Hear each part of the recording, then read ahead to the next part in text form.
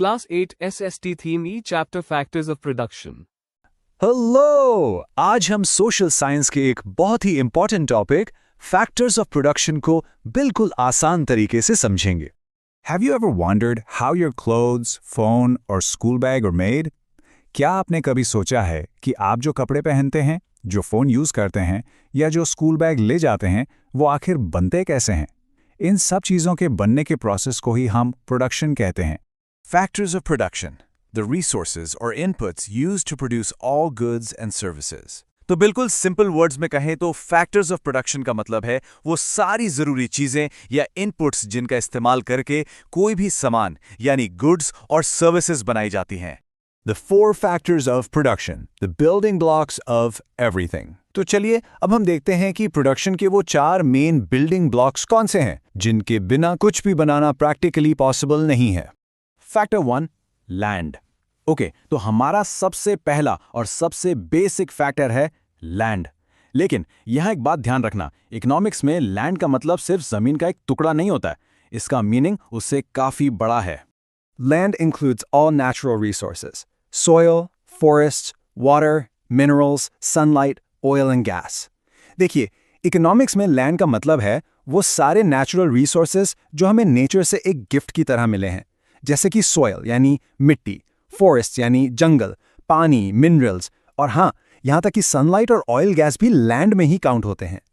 Factor 2, labour. ठीक है, अब आते हैं अपने दूसरे इंपॉर्टेंट फैक्टर पर और वो है लेबर। सिंपली पुट, ये वो मेहनत है जो एक इंसान किसी भी प्रोडक्शन प्रोसेस में लगाता है। Labor is any human effort, physical or mental. Carpenter's work, doctor's diagnosis, teacher's lesson. यहाँ लेबर का मतलब सिर्फ हाथ पैर से की गई मेहनत नहीं है, ये फिजिकल एफर्ट भी हो सकता है, जैसे कारपेंटर काम करता है, और मेंटल एफर्ट भी, जैसे एक डॉक्टर किसी बीमारी को डायग्नोज करता है या एक टीचर क्लास में पढ़ाता है। दोनों ही लेबर हैं। Factor 3, capital. हमारा तीसरा जरूरी फैक्टर है कैपिटल। अब जैसे ही ये वर्ड सुनते हैं, ज्यादातर लोगों के दिमाग में सिर्फ पैसा आता है, पर इकोनॉमिक्स में इसका मतलब थोड़ा और है। बिल्कुल, कैपिटल में पैसा यानी मनी तो आता ही है, लेकिन उसके साथ साथ वो सारी इंसान की बनाई हुई चीजें भी आती हैं जो आगे प्रोडक्शन में हेल्प करती हैं। फॉर एग्जाम्पल, मशीनरी हो गई, टूल्स हो गए, फैक्ट्री की बिल्डिंग और यहाँ तक कि कंप्यूटर्स भी कैपिटल ही हैं। Factor 4, entrepreneurship. और अब आते हैं हम अपने चौथे और शायद सबसे क्रूशल फैक्टर पर, जिसे कहते हैं एंटरप्रेन्योरशिप। सोच लीजिए, ये वो ग्लू है जो बाकी तीनों फैक्टर्स को आपस में जोड़ता है। तो आखिर एक एंटरप्रेन्योर होता कौन है?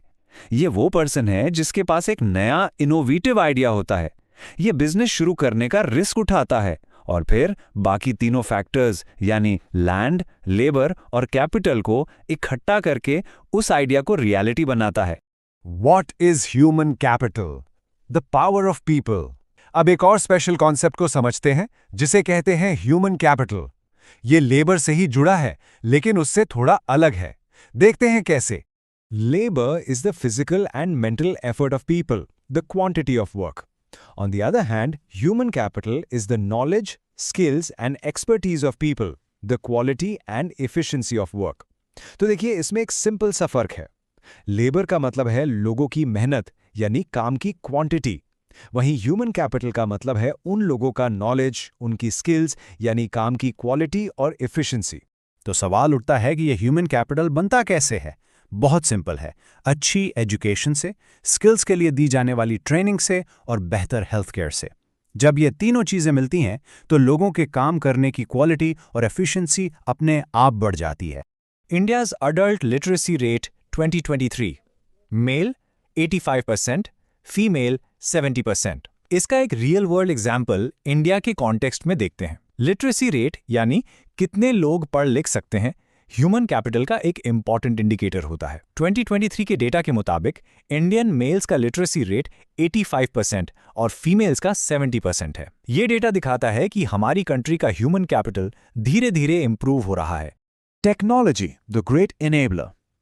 ओके, तो हमने 4 फैक्टर्स तो समझ लिए, लेकिन आज के मॉडर्न टाइम में एक और चीज है जो प्रोडक्शन में गेम चेंजर का रोल प्ले करती है, और वो है technology. Technology boosts productivity, allowing us to produce more with fewer inputs. इसका सीधा सा मतलब ये है कि टेक्नोलॉजी एक फोर्स मल्टीप्लायर की तरह काम करती है। इसकी मदद से हम कम रिसोर्सेज, कम टाइम और कम मेहनत में ज्यादा चीजें प्रोड्यूस कर पाते हैं। बेसिकली ये सारे फैक्टर्स को और ज्यादा एफिशिएंट बना देती है। How factors combine mobile phone assembly. चलिए अब इन सभी फैक्टर्स को एक साथ जोड़कर देखते हैं एक रियल वर्ल्ड एग्जाम्पल से। सोचिए एक मोबाइल फोन बन रहा है। Step 1 entrepreneurship. एक टीम एक नए फोन का आइडिया सोचती है। Step 2 land. फिर उस फोन को बनाने के लिए फैक्ट्री की जमीन ली जाती है। Step 3 capital. इसके बाद मशीनरी और रॉ मटेरियल्स खरीदे जाते हैं। और आखिर में step 4 labour and human capital. Skilled engineers और वर्कर्स उस फोन को असेंबल करते हैं। देखा आपने कैसे ये सारे फैक्टर्स एक टीम की तरह काम करते हैं। Exam booster and summary. Alright, अब तक हमने जो भी पढ़ा है उसे जल्दी से रिवाइज कर लेते हैं। ये सेक्शन आपको एग्जाम में बहुत हेल्प करेगा। Quick revision. What are the 4 core factors of production? ये एक बहुत ही कॉमन क्वेश्चन है जो एग्जाम्स में अक्सर पूछा जाता है। तो सोचिए, प्रोडक्शन के वो 4 कोर फैक्टर्स कौन से हैं? इन्हें हमेशा याद रखिएगा। ये 4 फैक्टर्स हैं: लैंड यानी सारे नेचुरल रिसोर्सेज, लेबर यानी इंसानी मेहनत, कैपिटल यानी इंसान के बनाए हुए टूल्स और मशीनरी, और एंटरप्रेन्योरशिप यानी वो पर्सन जो आइडिया लाता है और रिस्क लेता है। Test your knowledge. चलिए अब आपकी अंडरस्टैंडिंग को टेस्ट करने के लिए एक छोटा सा क्विज हो जाए। Ready? Which factor of production is responsible for taking risks and combining all other inputs? थोड़ा सोचिए, वो कौन सा फैक्टर है जो बिजनेस का रिस्क उठाता है और बाकी सारे इनपुट्स को एक साथ लाकर काम शुरू करता है? The correct answer is entrepreneurship. बिल्कुल सही। अगर आपने एंटरप्रेन्योरशिप सोचा था तो आपका जवाब एकदम करेक्ट है।